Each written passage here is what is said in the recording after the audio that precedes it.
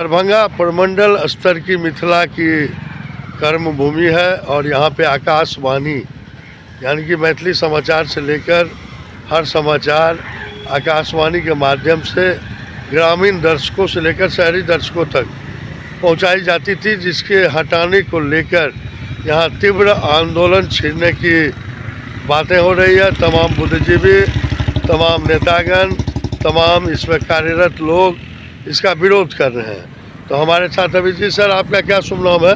जी मेरा नाम रंजीत कुमार झा हुआ। जी आप अपना परिचय देना थोड़ा। जी मेरा नाम रंजीत कुमार झा हुआ और पिछले 15 से 17 वर्षों से मैं आकाशवाणी दरभंगा में मैथिली कंपेयर के रूप में अपनी सेवा दे रहा था।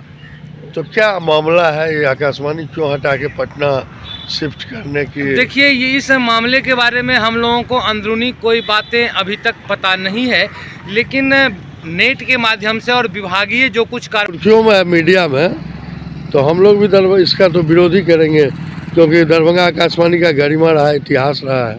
हाँ जी, देखिए, आकाशवाणी दरभंगा कुल 13 जिला का प्रतिनिधित्व करता है और उस 13 जिला में 13 जिला के टॉकर आते थे, साहित्यकार आते थे, नाटककार आते थे, कथाकार आते थे, कहानीकार आते थे।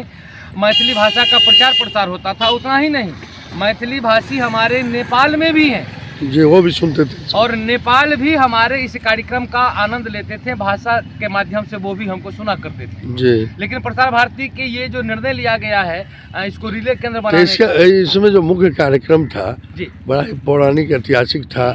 गांव चौपाल मैथिली में काफी कुछ। हाँ, जैसे देखिए, मैं आपको सुबह से बता दूं कि सबसे पहले मॉर्निंग इन्फॉर्मेशन कार्यक्रम हमारे यहाँ से नमस्कार मिथिला का प्रसारण होता था जी।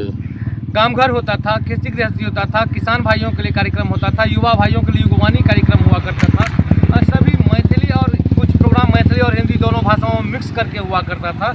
लेकिन इन सब चीज़ों को कंधों पर रखते हुए प्रसार भारती अपना मनमानी करते हुए नव प्रसार भारती उन कैजुअल कर्मचारियों के बारे में सोच रही है जो पिछले 20 से अपनी सेवा दे रहे हैं आकाशवाणी को। उनका परमानेंट नहीं हुआ है, कभी परमानेंट नहीं हुआ।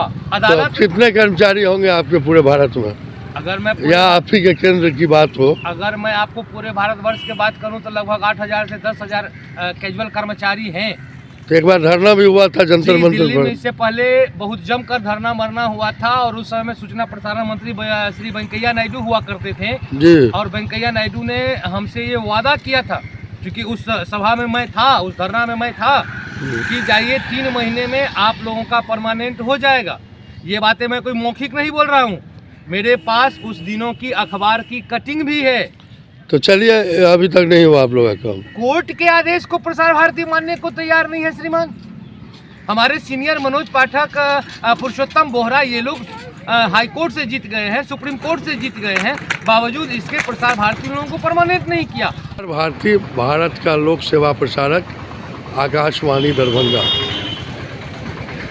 और काफ़ी कई दशकों से यह केंद्र मिथिला का प्रतीक रहा है और यहाँ से एक से एक मैथिली हिंदी कार्यक्रम प्रसारित होते रहे हैं